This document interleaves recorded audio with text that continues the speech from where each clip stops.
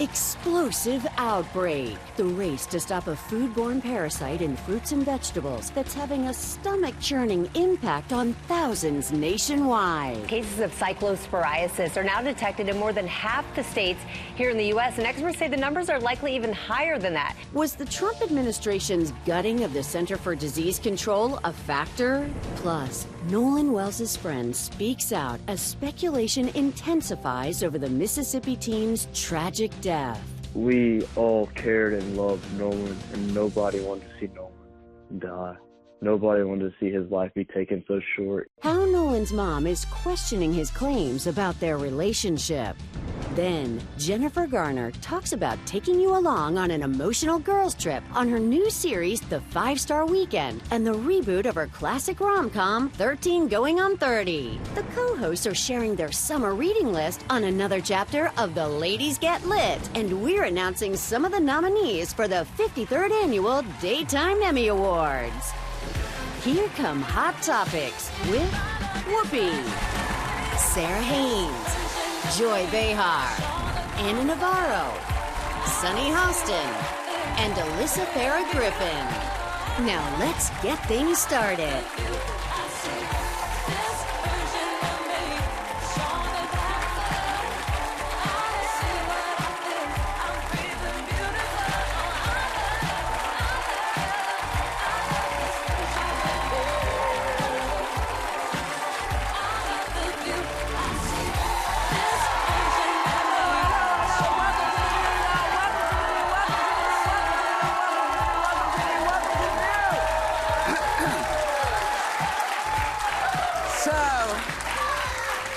We want to start with some good news. Yesterday, we received Daytime Emmy nominations for Outstanding Talk Show and Outstanding Talk Show Hosts. Congratulations.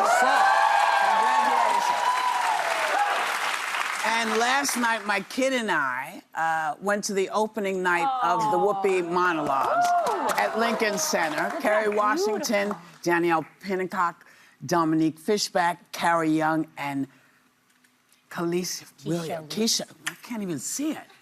Ooh, and Keisha. What's up? It was magnificent. It was magnificent. And I just want to say thanks to, because one of the ladies who is not in the cast unless someone is out of the cast, her dad painted this shirt for me. Oh, it's great. Beautiful. Isn't that wonderful? Gorgeous. So thank you. Ta-da! And your gorgeous daughter is here. And my child is here. And my son-in-law. And I have to say, it wasn't just my kid. It was my kid and her husband. Yes. We were all there. It was It was a great night. Those women were spectacular, and it was great to be able to watch. I was gonna say, how did it feel to watch? Because you wrote all those monologues. She did them. And performed them. How did it feel? They made me laugh, which I was very happy about. Yeah. But the thing for me was being able to see someone bring those characters to life, because I'd never seen it. Yeah. You know, I'd never seen anyone else do it. Yeah. So it was wonderful to see their renditions of all of these characters. And I have to say, you know, everybody. And I knew they were nervous, you know, because I'm sitting there. And this is why I didn't want to go to rehearssle and stuff, because I didn't want that pressure on them. This is your first time seeing them. So this is my first time seeing them. And I have to tell you, they were fantastic. Y'all were great. Y'all were great. I give you And it credit was for great. not going to rehearsals. I would have been there watching. No, because what happens is people want to do it right for you. The pressure for them, probably. And for me, I didn't want them to do it like I did it. I wanted them to do it like they were going to do it. And because it's hard enough to get people to recognize that these are characters that other people can do. And I have to thank Kerry Washington and the folks over at Lincoln Center, because they did this. They put this together, and so thank you to them. And a lot of people showed up. Yes. Derek and I were talking about all the people that poured out, and I thought, what a beautiful moment to look back and see everyone that could not wait to see this show that so many grew up on. It called so many people to the arts. I mean, the amount of people that stop here, because I'm right here, and say, Whoopi, you changed my life. It's like over and over, and it's this show. So to see it back on its legs, and it had to come in 4 people because only one person could do it as one person. Yeah. And that's the OG. So that's really cool. Who was doing one of the long hair? That's Danielle. Danielle did the blonde hair. She was the towel. terrific. I mean, I have to those tell you, women are incredible. everybody was terrific. Wow. And I was just like, oh. And maybe this will show up and, you know, all over the country. People will decide that they can, you know. And as a writer, you know, I've never sort of had any of that kind of excitement about my writing, you know. When we did it the first time, the Tonys got rid of our category. So we weren't up. Yeah, that's and then the next season, they put the category back in. Oh, really? So, you know, it's my first time out, and I'm thinking, oh, okay. So it does something to your head. So I've never anticipated it doing anything except what I did. And to have those women come and say, no, you don't understand. I used to watch this. I used to do this. Was really... It must be a thrill for them to do it, too. I think they're, And you can still watch you on YouTube. I've watched it many times. Yeah, I've watched it on It's amazing.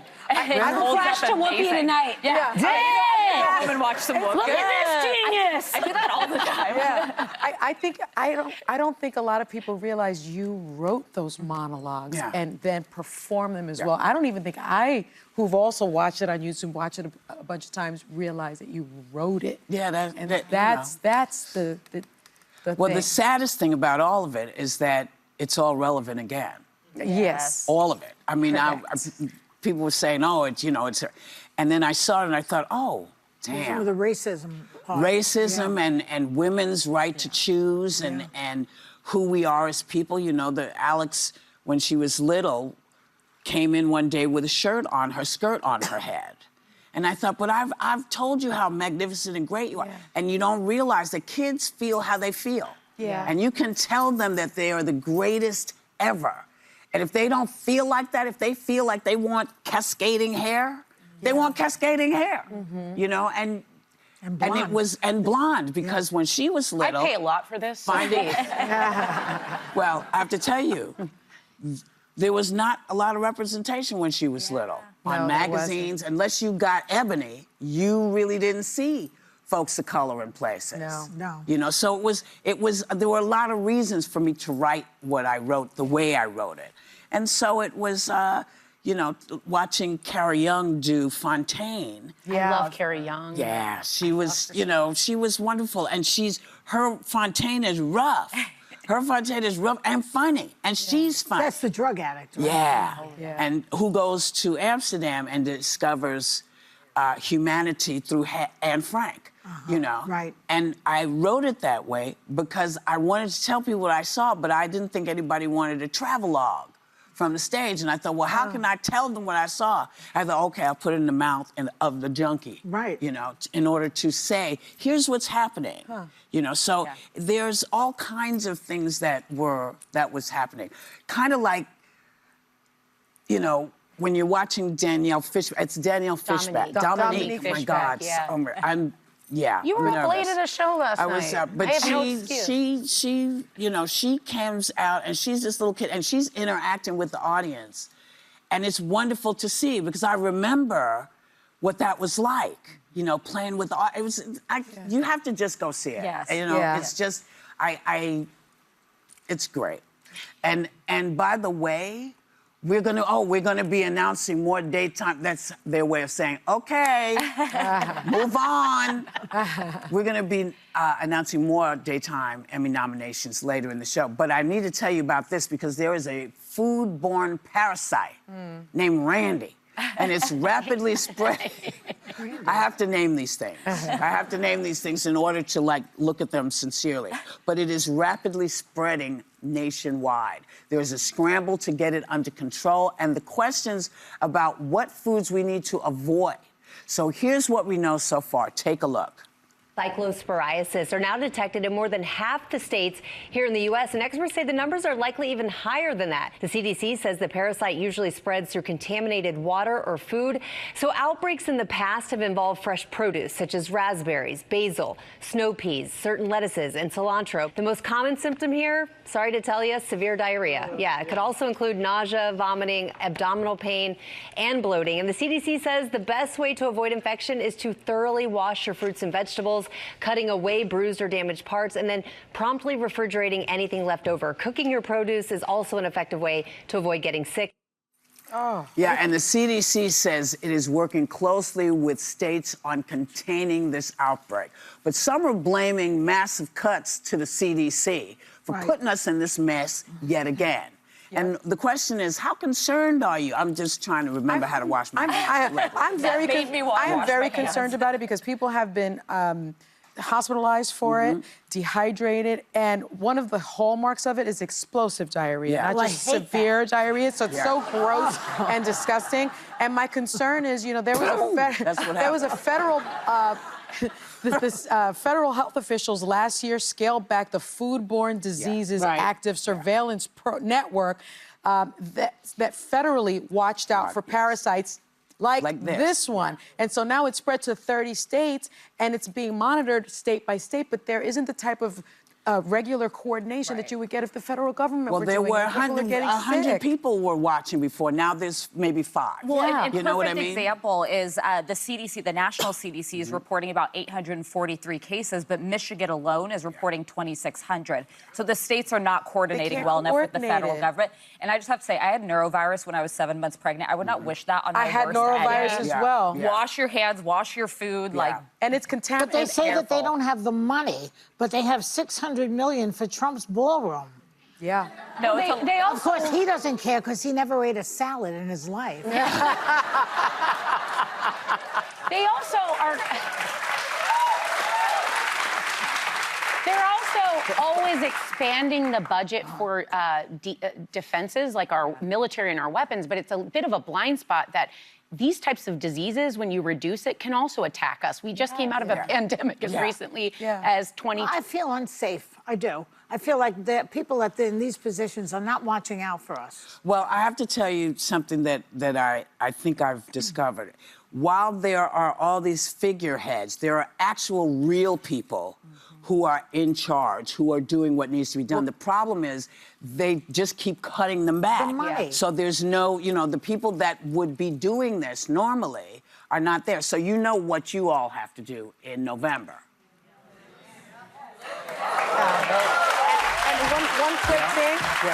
One quick thing is the CDC director nominee Erica Schwartz is set for tomorrow, her Senate confirmation hearing. She's a doctor, so she's highly qualified. She's highly qualified. Please watch that because we need her in that spot. Let's keep our fingers crossed. You know, maybe changes are happening. Good things may be coming because people are scared of y'all. It only took explosive diarrhea. Well, that's all it took. Yes, and the fear that the people are not going to lay down much longer. We'll be right back.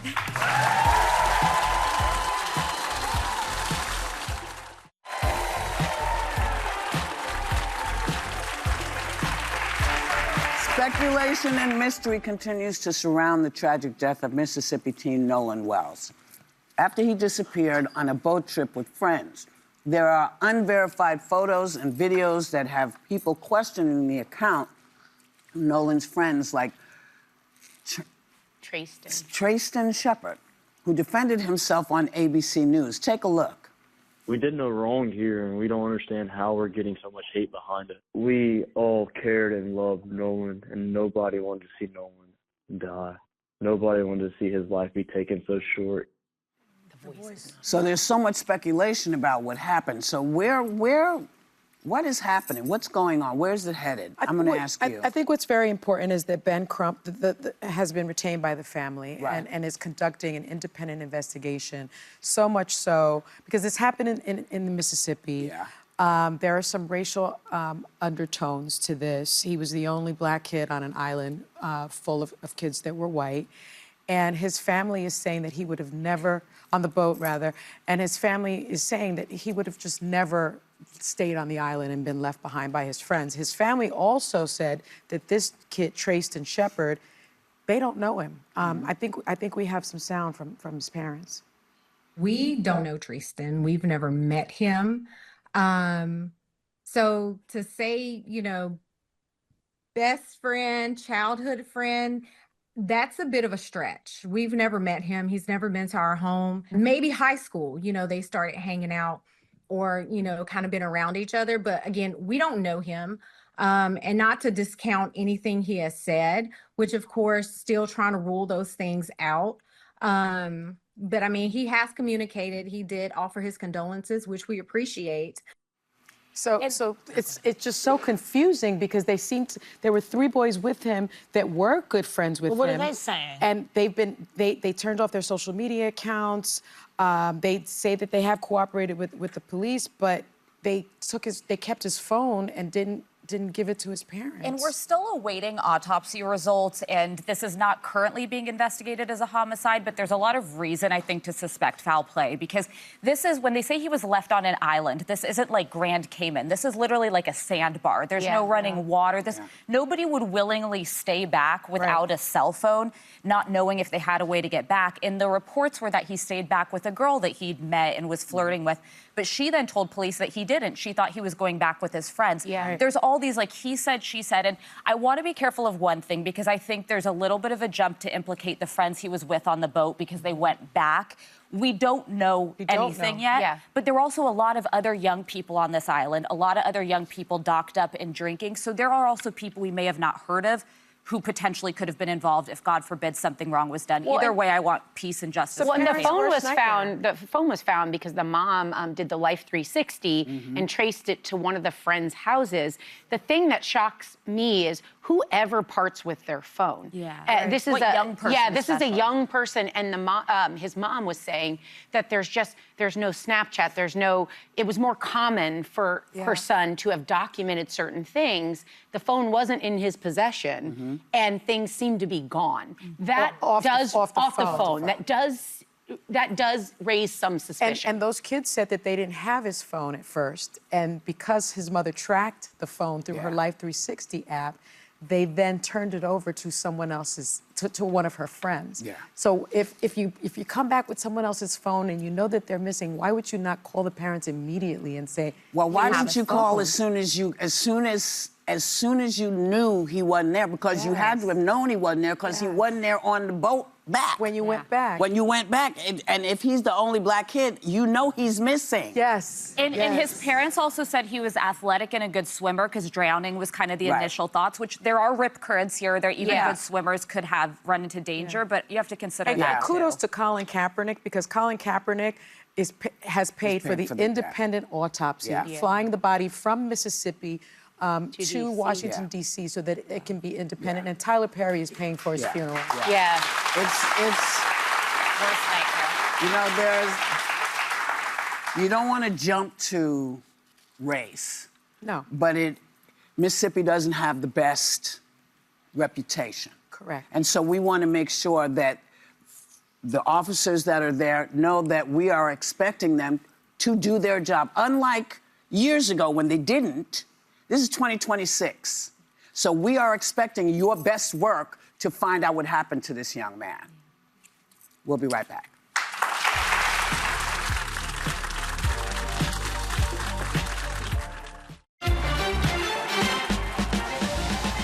We're keeping you up to speed this summer with products that keep up when you're on the go.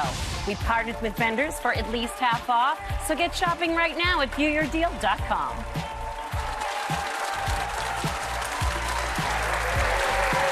Okay, welcome back. Apparently, a new wellness trend is this reading explicit romance novels, otherwise apparently known as smut. Health experts claim it's mentally and physically beneficial. And now a new study found that 85% of people polled, said that they read smut regularly. But many said they're embarrassed about it. Yeah. So they keep it to themselves. Oh. Are you smutty? You know, Americans, we were settled by the Pilgrims and the Puritans, basically. It's a very puritanical country. You don't think the French are worried about that they're reading Les Liaisons Dangereuses. Right. You know? Is that smutty? Well, it's got sex in it. Yeah, it's sexy. How about Les Bridgerton? Yeah. Episode 5, season 1. I have worn that out, Sonny. But let me just say, I'd like to recommend a few of smutty ones. Yes? Fear of Flying, that's a good one. Oh, yeah. It's a good book. Looking for Mr. Goodbar. Oh, yeah. Yeah, but the ending, Summer you don't on really the want Bluffs to by embrace Simone that. de Hostin over here. Yes. So she not only, you know, is reading smut, she's writing. I do write smut. Heated Rivalry is smut, and I like it. Heated Rivalry. You know what I will say? I don't read a lot of smut, even though I do write a lot of smut. But I remember reading 50 Shades of Grey. Remember that? I remember hiding it I was on the hiding metro it. in DC. I ripped was off literally the cover. putting something else on it. I was so horrified. My mother was like, "What are you reading?" I was like, Nothing.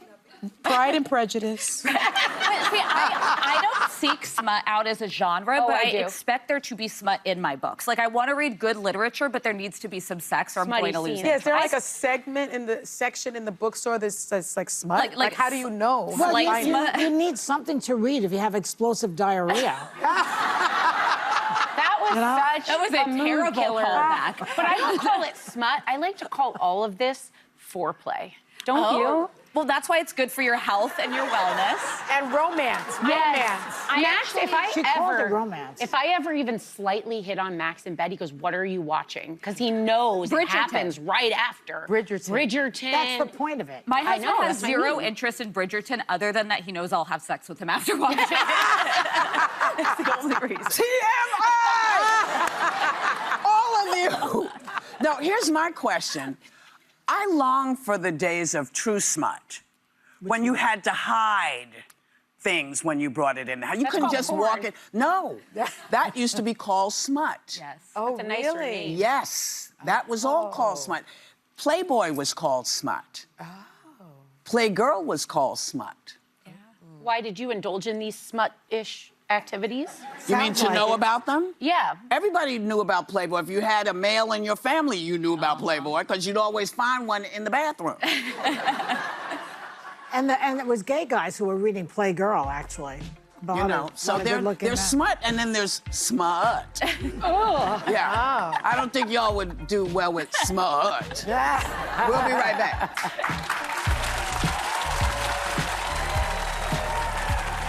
The Dominic Hotel, proud hotel provider for The View, offers spacious luxury accommodations and sweeping city views. Just steps from the studio. Savor the day a little longer with relaxing treatments at the Sisley Spa or light bites at El Tacoy.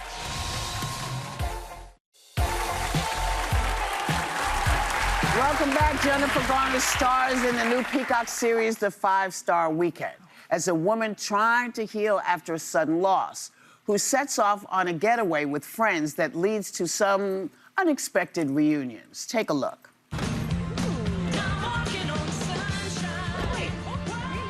you sure that this is a parking spot? No, it's a secret spot only locals know about. Oh, are we still calling you a local? Yo. Oh, hey, you. Spot, Sara. Oh, hey, it's you. We meet again. Why are you talking like that? Like what? She's just flustered because she tried to kiss me last night. That's not true. It's not what happened. Sorry, I guess I misread the situation. Thank you. I did not. You tried to kiss him? You all have a nice day. Failed. None of you are worthy of my love. Please welcome Jennifer Garner.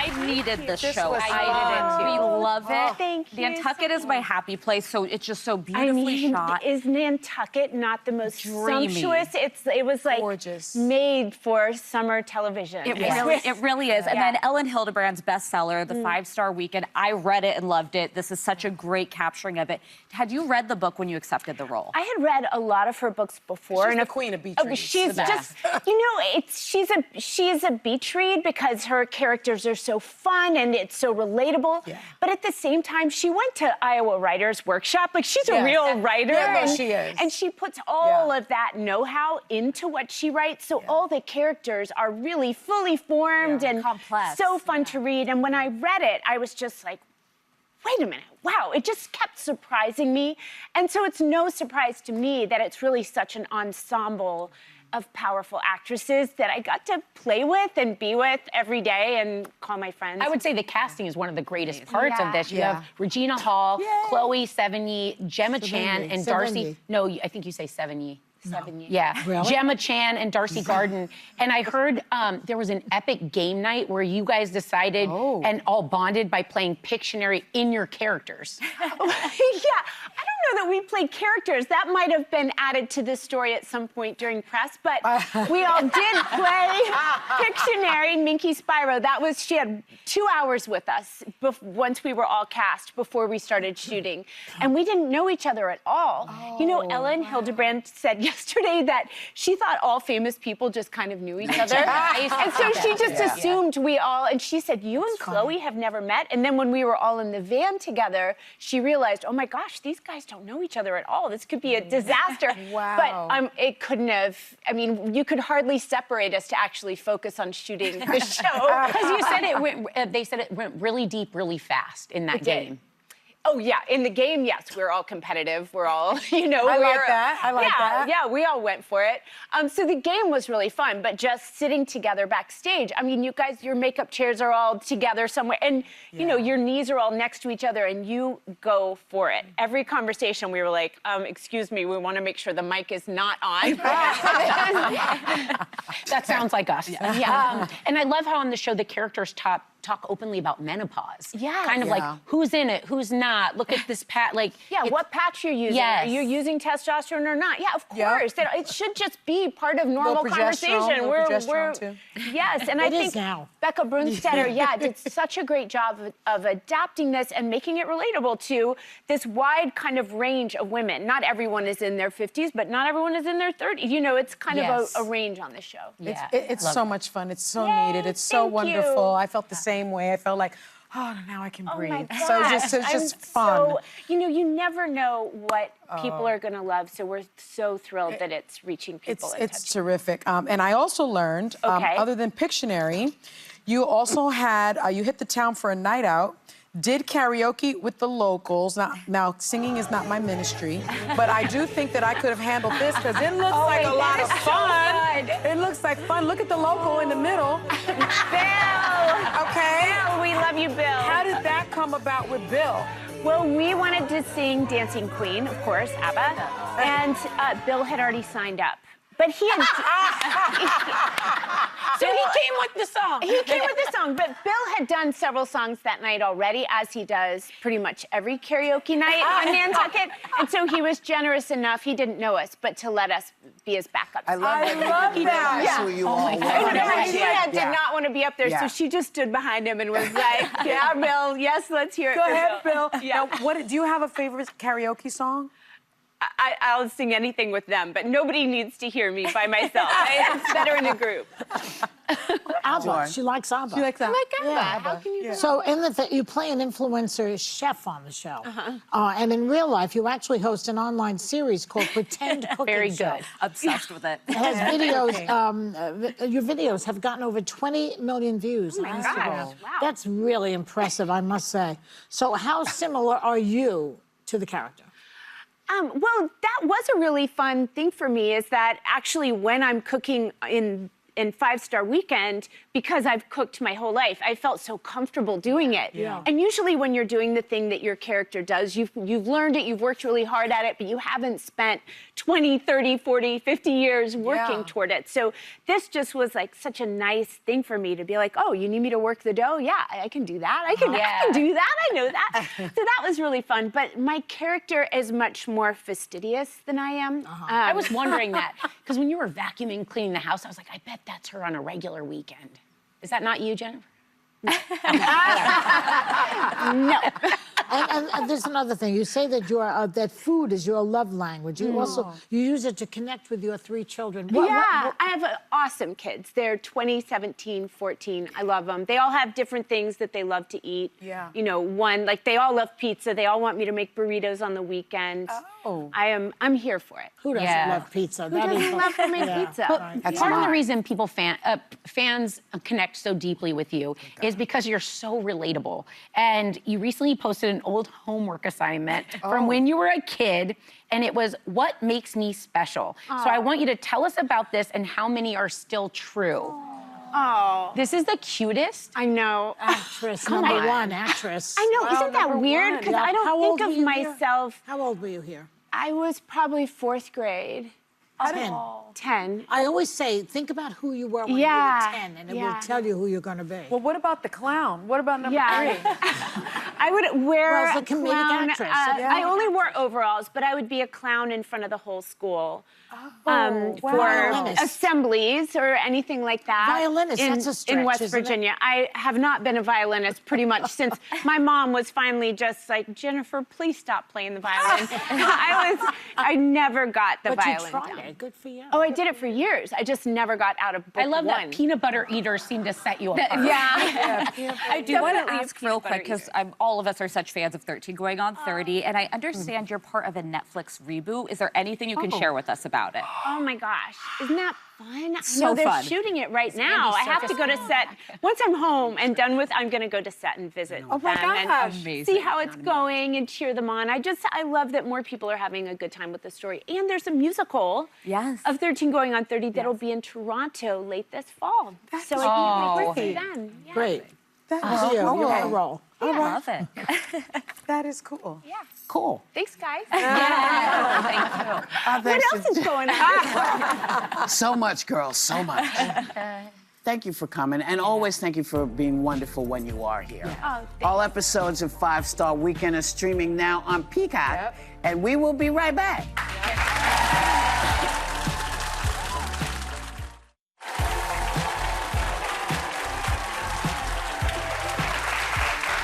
Hey, welcome back. This week, each host is giving their summer reading list in a series we like to call Ladies Get Lit, and today it's Sarah's turn. Yay, I love this segment. Okay, so my first pick is a book called Theo of Golden by Alan Levy. It's one of the most beautiful books I've ever read in my entire life.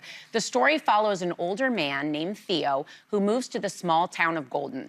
He becomes captivated by the portraits in his local coffee shop and decides to track down each subject to gift them pictures of themselves. All he asks in return is for their story. Through his acts of kindness, Theo gives the people of Golden the opportunity to truly be seen by someone. Theo of Golden shares the importance of connection and what can happen when we choose kindness. Oh God, it's so beautiful. It will leave you feeling so good, and I congratulate this author because he was self-published in the beginning because no one took the book. And that speaks, and now it's a huge success. And my second book, this is life-changing. Every parent needs this. The Amazing Generation by Jonathan Haidt and Catherine Price. Jonathan Haidt was the author of The Anxious Generation. This new book speaks directly to kids about standing up for themselves by choosing a life not dominated by screens and social media. This engaging guide is packed with surprising facts, interactive challenges, and secrets that they say tech leaders don't want kids to know. It's a bold, optimistic, and practical guide to growing into your most authentic, confident and adventurous self. What I loved about it is it includes little blurbs from actual teenagers, which were much more impressive to my kids than me. And it quotes things like, I wish I had spent more time with my grandmother when she was alive, rather than playing on my phone. And it's real teenagers and the age. Oh, good. It guilt trips them. I Yes, like that. totally guilt trip. There's also like parts where it's a graphic novel, and that speaks to them, and it has real facts and science behind it as well. What ages? Well, this is like a companion book to the anxious generation. So I'm reading it right now to Alec and Sandra, who are 10 and 8.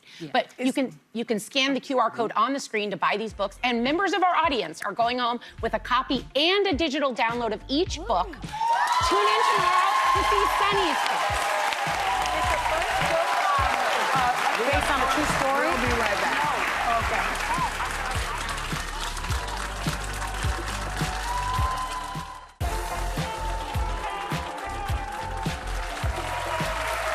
Welcome back.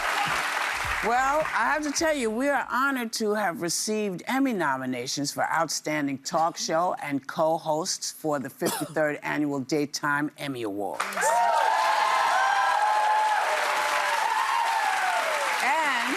We have been asked to announce some more of this year's nominees, starting with Outstanding Daytime Drama Series. And the nominees are Beyond the Gates, Days of Our Lives, General Hospital, and The Young and the Restless.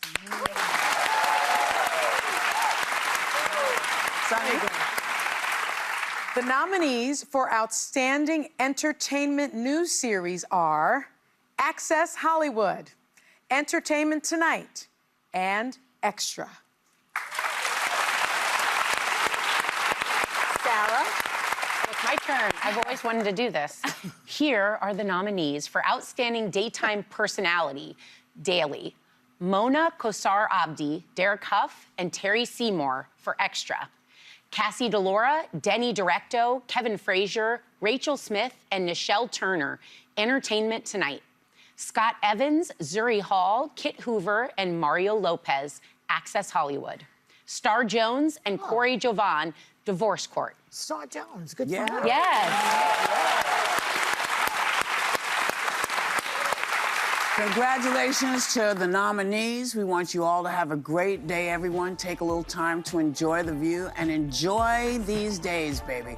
They may seem crowded and rough, but we are in this together and we're going to get through it together. We will see you tomorrow.